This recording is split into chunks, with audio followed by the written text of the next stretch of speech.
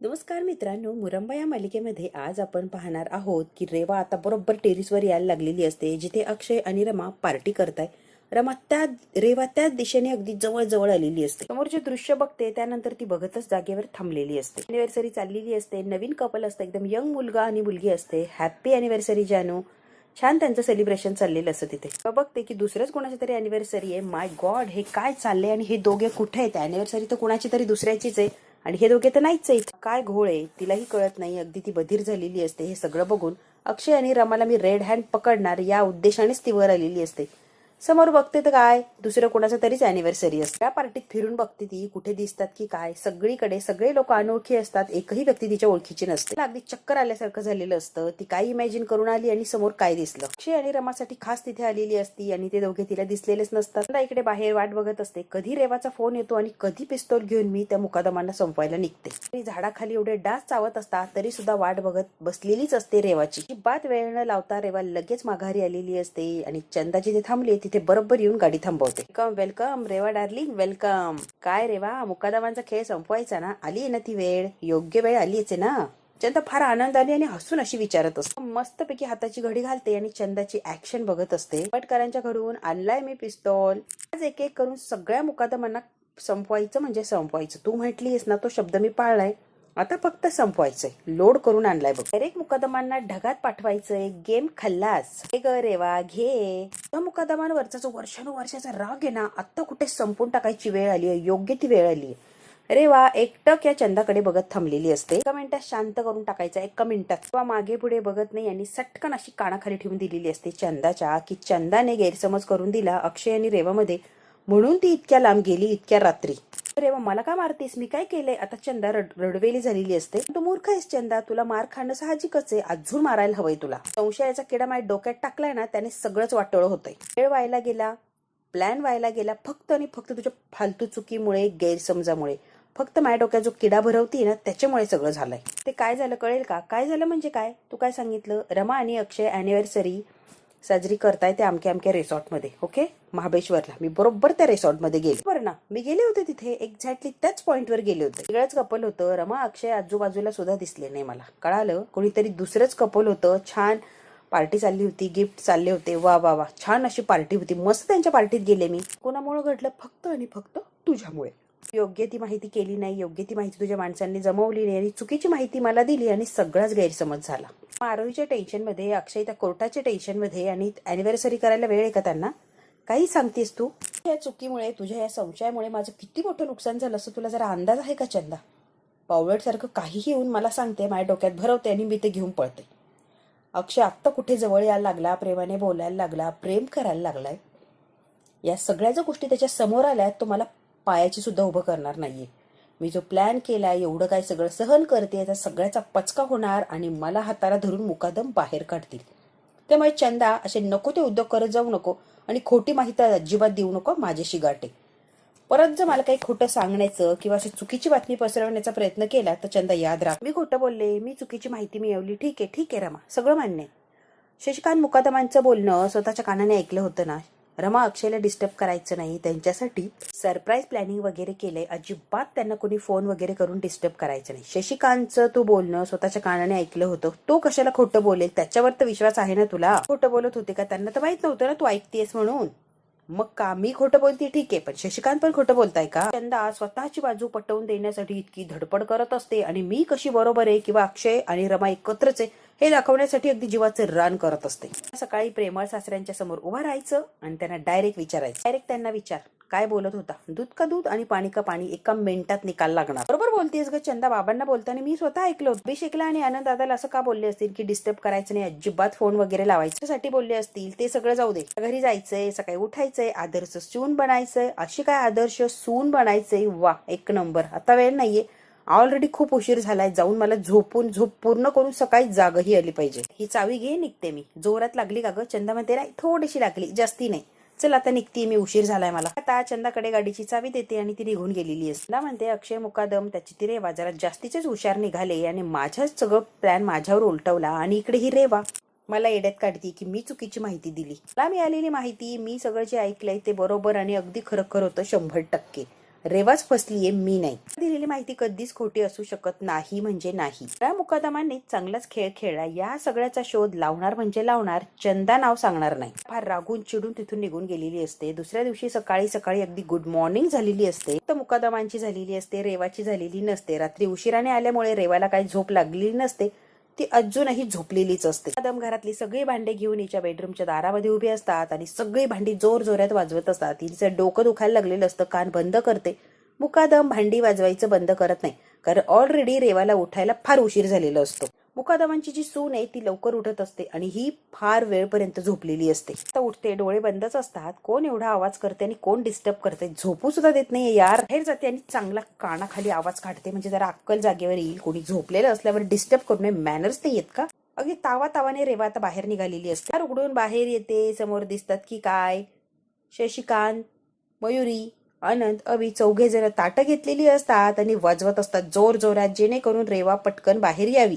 काय सुरू आहे, शांत बसा, जोरात अशी किंचाळते. काय सुरू आहे सगळं, आवाज एकदम नॉर्मल झालेला असतो तिचं. का वाजवताय हे सगळं? काय म्हणतात, रेवा बाळ त्रास झाला का आम्ही हे वाजवतो याचा? खरंच त्रास झाला बाळा?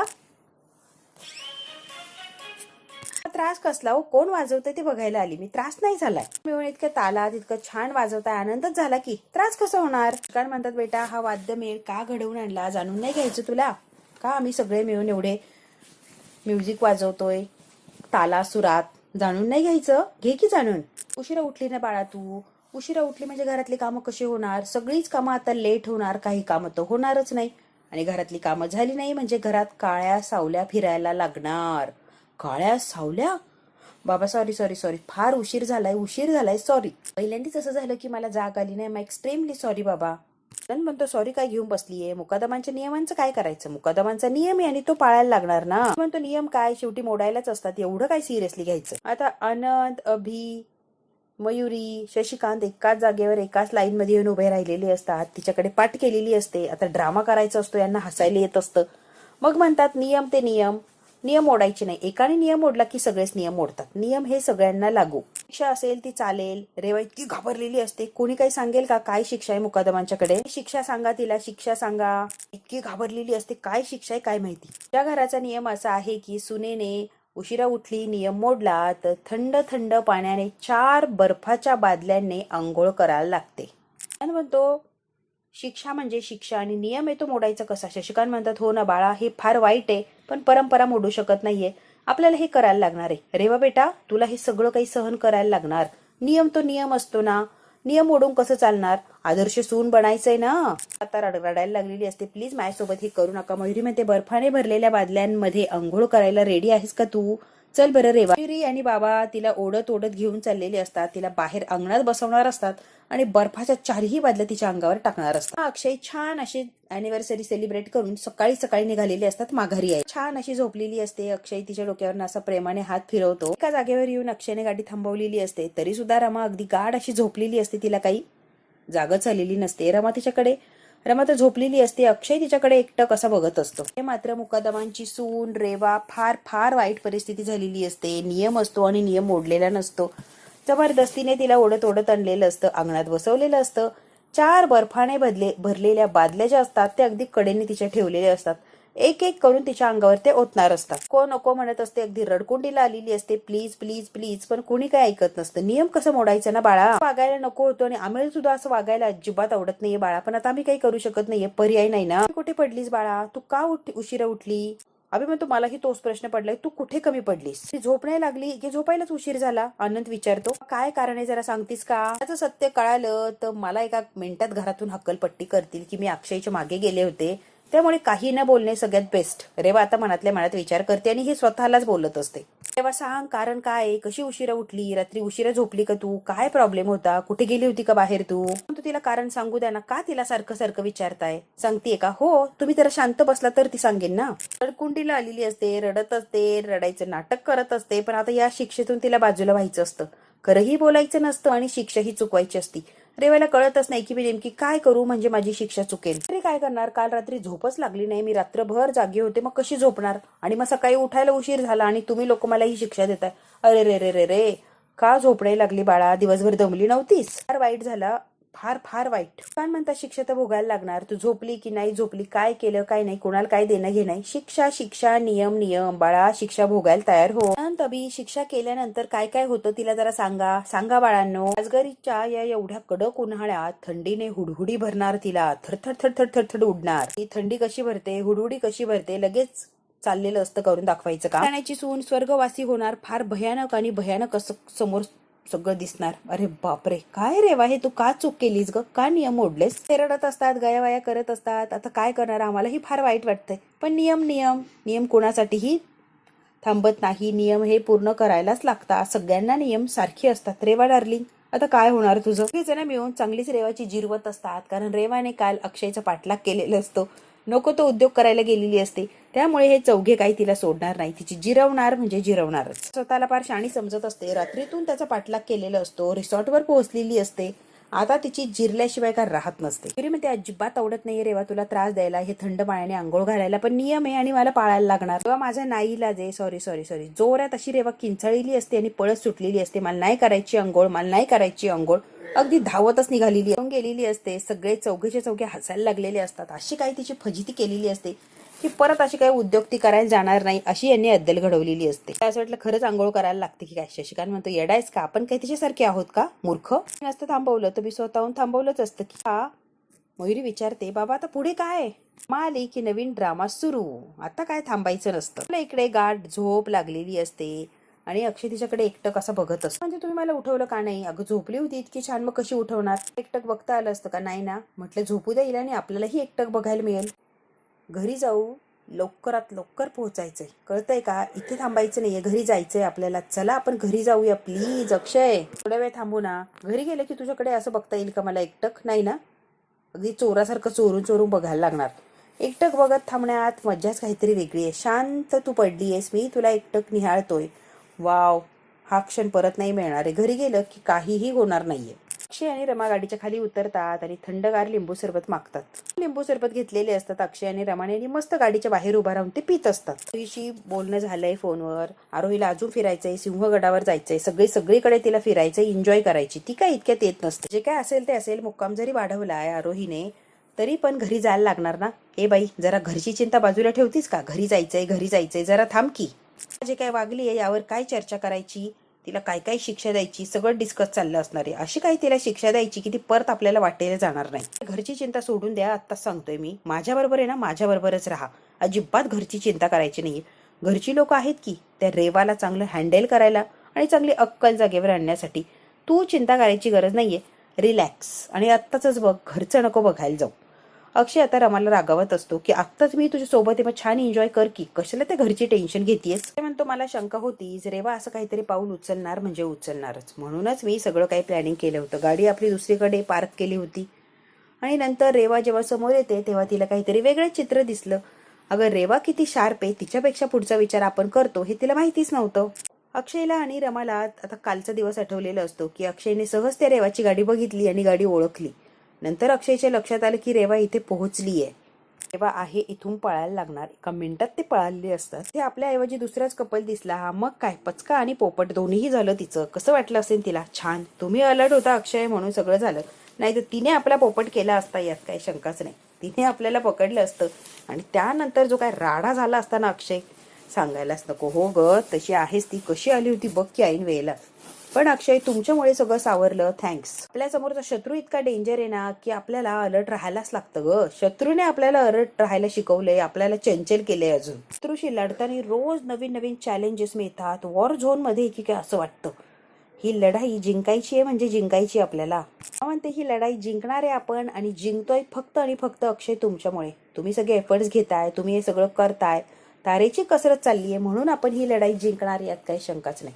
फक्त आणि फक्त तुम्ही या सगळ्याचं क्रेडिट घेऊ शकताय, कारण तुमच्यामुळेच आपण ही लढाई जिंकणार आहोत.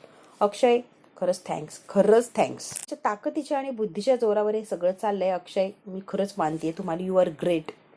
कसं तुमचं डोकं चालतं आणि कसं तुम्ही हे सगळं करता, खरंच यू आर सिम्पली ग्रेट. आता रमा या अक्षयचं इतकं कौतुक करत असते, इतकं कौतुक करत असते की त्या कौतुकाला अगदी लिमिट राहिलेलं नसतं. आणि खरंच अक्षयचं कौतुक करावं तितकं खरंच कमी असतं. रेवा पुढची चाल काय चालणार आहे याच्या आधीच त्याने प्लॅनिंग करून ठेवलेलं असतो आणि रेवाला तोंडघशी पाडण्यासाठी तयार असतो. परफेक्ट असं प्लॅनिंग करत असतो आणि प्रत्येक वेळेला रेवा ही हरत असते आणि अक्षयच्या समोर तोंडघशी पडत असते. काल जर अक्षयने हुशारी दाखवली नसते तर रेवाने कधीच त्यांना पकडलं असतं आणि मग राडा घातला असता, यात काही शंकाच नाही. रमा असं भरभरून कौतुक करत असते की खरंच अक्षय, तुमच्यामुळे सगळं काही होतंय.